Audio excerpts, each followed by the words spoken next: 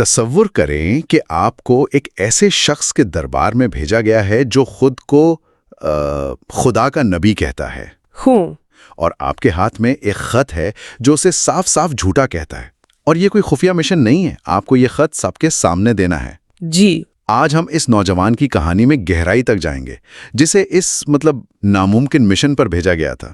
ہمارے پاس جو مواد ہے وہ صحابہ اکرام کی زندگیوں پر لکھی گئی ایک کتاب کے اقتباسات ہیں، اور ہمارا مقصد صرف ایک تاریخی واقعہ بیان کرنا نہیں ہے، نہیں، بالکل نہیں، بلکہ یہ سمجھنا ہے کہ وہ کون سی چیز ہے جو ایک انسان کو مسکراتے ہوئے موت کا سامنا کرنے کی ہمت دیتی ہے۔ آپ نے منظر کشی بہت زبردست کی ہے۔ یہ کہانی حضرت حبیب بن زید انصاری رضی اللہ عنہ کی ہے، اور یہ صرف بہادری کی داستان نہیں بلکہ یہ انسانی نفسیات اور یقین کی طاقت کی ایک گہری کیس سٹڈی ہے۔ اچھا، ہم ان کے خاندان، ان کی پرورش اور اس تاریخی لمحے کا جائزہ لیں گے جس نے انہیں ہمیشہ کے لیے امر کر دیا۔ یہ کھوج اس بات کی ہے کہ ایک عقیدہ اتنا مضبوط کیسے ہو سکتا ہے کہ وہ زندہ رہنے کی جو بنیادی جبلت ہے اس پر بھی حاوی ہو جائے۔ تو آئیے اس گہرائی میں اترتے ہیں۔ حضرت حبیب کی کہانی سمجھنے کے لیے ہمیں ان کے گھر سے شروع کرنا ہوگا۔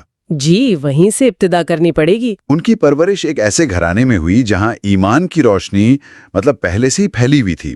ان کے والد حضرت زید بن عاصم اور والدہ حضرت عمارہ، جن کا اصل نام نصیبہ بنت کعب تھا، دونوں ہی اسلام کے ابتدائی اور انتہائی پرجوش پیروکاروں میں سے تھے۔ اور یہ کوئی معمولی خاندان نہیں تھا، ان کا اسلام کی تاریخ میں ایک مرکزی کردار ہے۔ اچھا، خاص طور پر ان کی والدہ حضرت عمارہ ایک غیر معمولی شخصیت تھیں۔ وہ صرف ایک پردہ نشین خاتون نہیں تھیں بلکہ ایک بہادر جنگجو تھیں۔ بالکل، ایک بہادر جنگجو تھیں جنہوں نے احد اور دوسرے غزوات میں نبی اکرم صلی اللہ علیہ وسلم کے دفاع میں تلوار چلائی۔ ان کے بھائی یعنی حضرت حبیب کے ماموں حضرت عبداللہ بن زید وہ صحابی ہیں جنہیں خواب میں اذان کے کلمات سکھائے گئے تھے۔ یعنی یہ وہ گھرانہ تھا جہاں اسلام صرف ایک عقیدہ نہیں تھا بلکہ ایک زندہ حقیقت تھی جسے وہ ہر روز جی رہے تھے۔ جی ہاں، اور ہمارے ذرائع بتاتے ہیں کہ حضرت حبیب نے خود بھی بہت کم عمری میں اپنی والدہ اور خالہ کے ساتھ بیعت عقبہ میں شرکت کی۔ جی، ہمارے سننے والوں کی آسانی کے لیے کیا آپ بتا سکتی ہیں کہ یہ بیعت عقبہ کیا تھی اور اس کی اتنی اہمیت کیوں ہے؟ ضرور۔ دیکھیں، بیعت عقبہ کوئی عام ملاقات نہیں تھی، یہ وہ تاریخی اور یوں کہیں کہ خفیہ معاہدہ تھا جو مکہ سے باہر مدینہ کے کچھ لوگوں نے نبی اکرم صلی اللہ علیہ وسلم کے ہاتھ پر کیا۔ اچھا، اسی معاہدے نے مدینہ کو اسلام کا نیا مرکز بنایا اور ہجرت کی راہ ہموار کی۔ یہ اسلامی ریاست کا سنگ بنیاد تھا۔ سنگ بنیاد؟ تو جب ہم کہتے ہیں کہ حضرت حبیب کا خاندان اس میں شامل تھا تو اس کا مطلب ہے کہ وہ اس تحریک کی بنیاد رکھنے والوں میں سے تھے۔ وہ صرف پیروکار نہیں بلکہ اس نئے معاشرے کے معماروں میں سے تھے۔ واہ، یہ تو بہت گہری بات ہے۔ یعنی حضرت حبیب کی رگوں میں شروع سے ہی اسلام کے لیے قربانی اور وفاداری کا جذبہ دوڑ رہا تھا۔ بالکل، ان کی پرورش ہی ایسے ماحول میں ہوئی جہاں ایمان اور بہادری روزمرہ کی زندگی کا حصہ تھے۔ لیکن ایمان کی اصل آزمائش تب ہوتی ہے جب وہ تاریخ کے کسی فیصلے کن موڑ سے ٹکراتا ہے۔ بالکل، اور ان کے لیے وہ موڑ سن 9 ہجری میں آیا۔ یہ وہ وقت تھا جب عرب کے کونے کونے سے قبائل کے وفد مدینہ آ رہے تھے اور اسلام قبول کر رہے تھے۔ یعنی اسلامی ریاست تیزی سے پھیل رہی تھی۔ جی، انہی وفود میں سے ایک وفد نجد کے علاقے یمامہ سے آیا جو بنو حنیفہ قبیلے کا تھا۔ اس وفد میں مسلمہ نامی ایک شخص بھی شامل تھا۔ مسلمہ، تاریخ کا ایک بدنام زمانہ کردار۔ اس نے مدینہ میں بظاہر اسلام قبول کر لیا لیکن اس کے ارادے کچھ اور تھے۔ جی، اس کے دل میں اقتدار کی ہوس تھی۔ جب وہ یمامہ واپس پہنچا تو اس نے نبوت کا جھوٹا دعویٰ کر دیا۔ نبوت کا دعویٰ؟ مدینہ سے واپس جا کر؟ جی ہاں، اس نے اعلان کیا کہ اسے محمد صلی اللہ علیہ وسلم کے ساتھ نبوت میں شریک کیا گیا ہے۔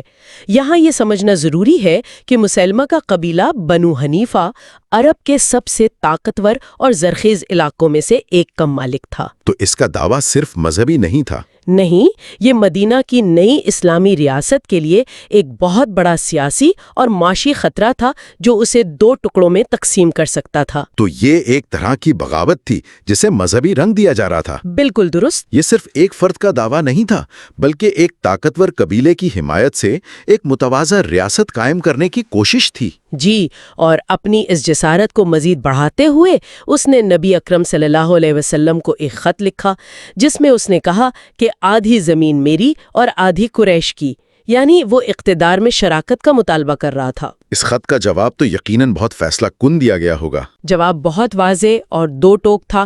نبی اکرم صلی اللہ علیہ وآلہ وسلم نے جوابی خط لکھوایا جس کے شروع میں ہی اسے مسلمہ کذاب یعنی مسلمہ سب سے بڑا جھوٹا کہہ کر مخاطب کیا گیا۔ کذاب؟ جی، خط میں قرآن کی آیت کا حوالہ دیتے ہوئے لکھا گیا کہ زمین اللہ کی ہے، وہ اپنے بندوں میں سے جسے چاہتا ہے اس کا وارث بنا دیتا ہے، اور اچھا انجام اہل تقوی کے لیے ہے۔ یہ کھلا اعلان تھا کہ تمہارے دعوے کی کوئی حیثیت نہیں۔ اور یہاں سے کہانی کا وہ حصہ شروع ہوتا ہے جہاں حضرت حبیب بن زید کا کردار سامنے آتا ہے۔ جی، اس خط کو، جو دراصل ایک طرح کا اعلان جنگ تھا، مسلمہ تک پہنچانے کے لیے ایک قاصد کی ضرورت تھی۔ اور اس کام کے لیے نبی اکرم صلی اللہ علیہ وآلہ وسلم نے جس شخص کا انتخاب کیا وہ یہی نوجوان حضرت حبیب بن زید انصاری تھے۔ ہمیں ایک لمحے کے لیے رک کر اس ذمہ داری کی سنگینی کو سمجھنا چاہیے۔ بالکل، یہ کوئی عام سفارتی مشن نہیں تھا۔ ایک ایسے شخص کے پاس جانا جو خود کو نبی کہتا ہو، جس کے ہزاروں مسلح پیروکار ہوں، اور اسے کذاب یعنی جھوٹا کہنے والا خط پہنچانا، یہ تو سیدھا سیدھا موت کو دعوت دینے کے مترادف تھا، ایک طرح سے خودکشی کے برابر تھا۔ اس کام کے لیے غیر معمولی جرت اور ایمان کی ایسی پختگی چاہیے تھی جس کا ہم تصور بھی نہیں کر سکتے۔ اور حضرت حبیب نے اسے قبول کر لیا۔ انہوں نے اسے قبول کیا کیونکہ رسول اللہ کا حکم ان کے لیے ہر چیز پر مقدم تھا۔ وہ اس خطرے کو جانتے تھے، لیکن ان کی تربیت ہی ایسی ہوئی تھی کہ حکم کے آگے اپنی جان کی کوئی پرواہ نہیں تھی۔ وہ خط لے کر یمامہ روانہ ہو گئے۔ جب حضرت حبیب مسلمہ کے دربار میں پہنچے ہوں گے، کیا منظر ہوگا؟ جب انہوں نے نبی اکرم صلی اللہ علیہ وسلم کا خط مسلمہ کو دیا تو وہ اسے پڑھ کر غصے سے آپے سے باہر ہو گیا۔ ظاہر ہے اس کی جھوٹی شان و شوکت پر یہ بہت بڑی ضرب تھی۔ اس نے فوراً اپنے تمام حامیوں کو اکٹھا کیا، ایک بڑا دربار لگایا اور حضرت حبیب کو سب کے سامنے پیش کرنے کا حکم دیا۔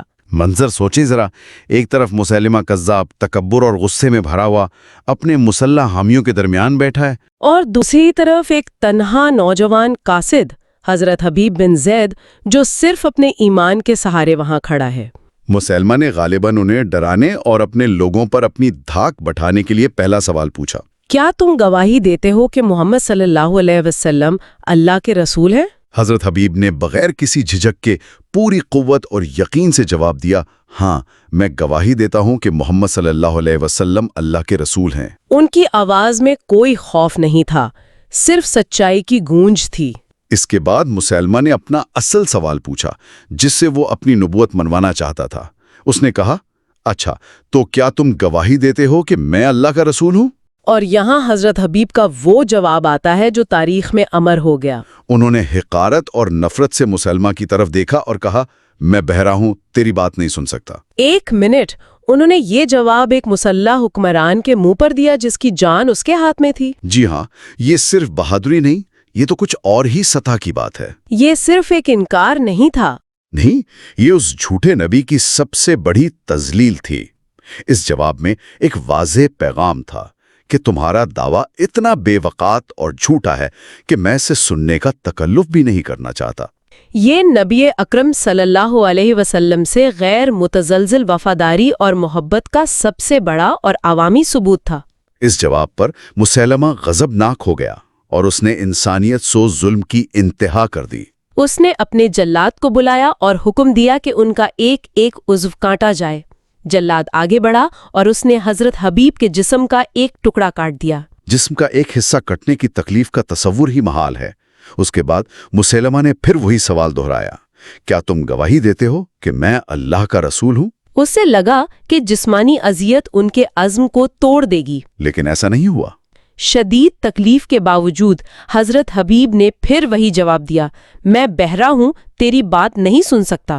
اور جب مسلمہ نے پوچھا کہ کیا تم محمد صلی اللہ علیہ وسلم کی رسالت کی گواہی دیتے ہو، تو انہوں نے پھر بلند آواز سے کہا، میں گواہی دیتا ہوں کہ محمد صلی اللہ علیہ وآلہ وسلم اللہ کے رسول ہیں۔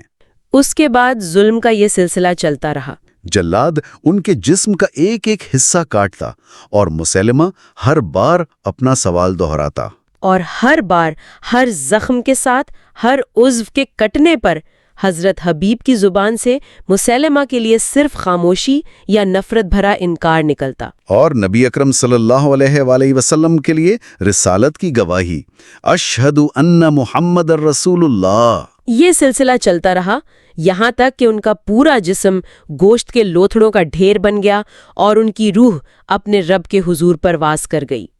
آخری سانس تک ان کی زبان پر اپنے رسول کا پاکیزہ نام جاری رہا۔ یہ ایک ایسی قربانی ہے جس کے بارے میں سوچ کر بھی روح کانپ جاتی ہے۔ جب اس دل دہلا دینے والی شہادت کی خبر مدینہ پہنچی اور ان کی والدہ حضرت عمارہ کو ملی تو ان کا رد عمل کیا تھا؟ عام طور پر ایسی خبر سن کر کوئی بھی ماں ٹوٹ جائے گی۔ جی، اس کے بعد انہوں نے اللہ سے یہ عہد کیا کہ وہ مسلمہ کا سامنا ضرور کریں گی، یا تو اسے قتل کریں گی یا خود شہید ہو جائیں گی۔ کیا یہ صرف ان کے ذاتی ایمان کی مضبوطی تھی یا اس وقت کے معاشرے میں شہادت کو ایک اعلیٰ اعزاز سمجھنے کا بھی اثر تھا؟ میرے خیال میں یہ دونوں چیزوں کا امتزاج تھا۔ ذاتی ایمان تو بنیاد تھا، لیکن اس معاشرے کا اجتماعی شعور بھی یہی تھا کہ اللہ کی راہ میں جان دینا سب سے بڑی کامیابی ہے۔ اچھا، ان کے لیے یہ ایک المناک نقصان نہیں بلکہ ایک ابدی اعزاز تھا۔ ان کا عہد صرف ذاتی انتقام نہیں تھا بلکہ اس فتنے کو جڑ سے اکھاڑنے کے مشن کو جاری رکھنے کا اعلان تھا۔ اور انہوں نے اپنا یہ عہد پورا کیا؟ جی، حضرت ابو بکر صدیق رضی اللہ عنہ کے دور خلافت میں جب مسلمہ کذاب کے فتنے کو ختم کرنے کے لیے لشکر تیار کیا گیا تو حضرت عمارہ جو اس وقت ضعیف ہو چکی تھی، اپنے دوسرے بیٹے حضرت عبداللہ بن زید کے ہمراہ اس لشکر میں شامل ہوئیں۔ یمامہ کے میدان میں ایک خون ریز جنگ ہوئی جسے تاریخ کی سب سے سخت جنگوں میں سے ایک شمار کیا جاتا ہے۔ جی ہاں، اور اسی جنگ میں ان کے بیٹے حضرت عبداللہ بن زید نے وحشی بن حرب، جنہوں نے غزوہ احد میں حضرت حمزہ کو شہید کیا تھا، کے ساتھ مل کر مسلمہ کذاب کو قتل کیا۔ تو اس طرح انہوں نے نہ صرف اسلام کے ایک بڑے دشمن کا خاتمہ کیا بلکہ اپنی والدہ کا عہد پورا کرتے ہوئے اپنے بھائی حضرت حبیب کا بدلہ بھی لیا۔ جی بالکل۔ تو اس سب کا کیا مطلب ہے؟ ہم نے حضرت حبیب بن زید کی کہانی دیکھی جو ایمان سے بھرپور جوانی سے شروع ہو کر ایک ایسی عظیم قربانی پر ختم ہوئی جس کی مثال ملنا مشکل ہے۔ یہ ہمت، یقین اور ایک ایسے خاندان کی میراث کی داستان ہے جو اپنے عقیدے کے لیے پوری طرح وقف تھا۔ اس کا سب سے بڑا سبق کیا ہے؟ میرے خیال میں اس کا سب سے بڑا سبق یقین کی طاقت ہے۔ حضرت حبیب کی کہانی ہمیں یہ بتاتی ہے کہ گہرا اور سچا ایمان ناقابل تصور مشکلات اور اذیتوں کے سامنے کس طرح غیر معمولی طاقت اور استقامت فراہم کر سکتا ہے۔ اور اس قربانی کا اثر صرف جذباتی نہیں تھا۔ نہیں، بالکل نہیں، یہ ایک سیاسی اور فوجی پیغام بھی تھا۔ اس نے مسلمہ کے پیروکاروں کو دکھایا کہ محمد صلی اللہ علیہ وسلم کے ساتھیوں کا ایمان موت کے خوف سے بالاتر ہے، جس نے مستقبل میں اس فتنے کو جڑ سے اکھاڑنے میں ایک نفسیاتی برتری فراہم کی۔ بالکل، یہ قربانی رائگاں نہیں گئی۔ جیسا کہ ہمارے ماخذ میں بھی لکھا ہے، یہ ایک دردناک داستان ضرور ہے، لیکن یہ صدیوں سے لاکھوں مسلمانوں کے دلوں میں ایمان کی روشنی اور حرارت پھیلا رہی ہے۔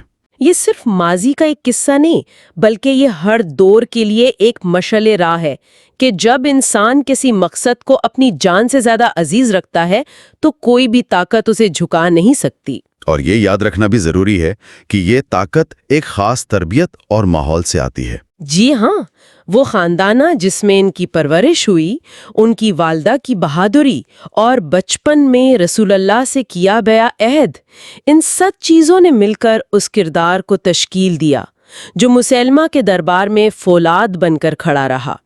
ان کا عمل اس پورے نظام تربیت کا ایک منطقی نتیجہ تھا۔ اس پوری گفتگو کو سمیٹتے ہوئے ایک سوال ذہن میں ابھرتا ہے یہ کہانی ایمان کے عوامی اعلان یعنی کلمہ شہادت پر ڈٹے رہنے پر مرکوز ہے، لیکن یہ سوچنے پر مجبور کرتی ہے کہ اس اندرونی مکالمے اور اس گہرے یقین کا اصل منبع کیا تھا۔ مطلب وہ کیا چیز تھی جس نے ایک انسان کو بغیر کسی ہچکچاہٹ کے ایسی اذیت برداشت کرنے کی طاقت دی؟ یہ ایک بہت گہرا سوال ہے۔ ایک ایسا عقیدہ بنانے کے لیے کیا ضروری ہے جو اپنی جان بچانے کی بنیادی انسانی جبلت پر بھی غالب آ جائے؟ کیا یہ صرف منطق ہے یا جذبات کا طوفان؟ کیا یہ کمیونٹی کا اثر ہے یا ایک ذاتی روحانی تجربہ؟ حضرت حبیب کی کہانی ہمیں ان سوالات پر غور کرنے پر مجبور کرتی ہے کہ ہمارے اپنے عقائد کی جڑیں کتنی گہری ہیں اور وہ کس آزمائش کا سامنا کر سکتی ہیں۔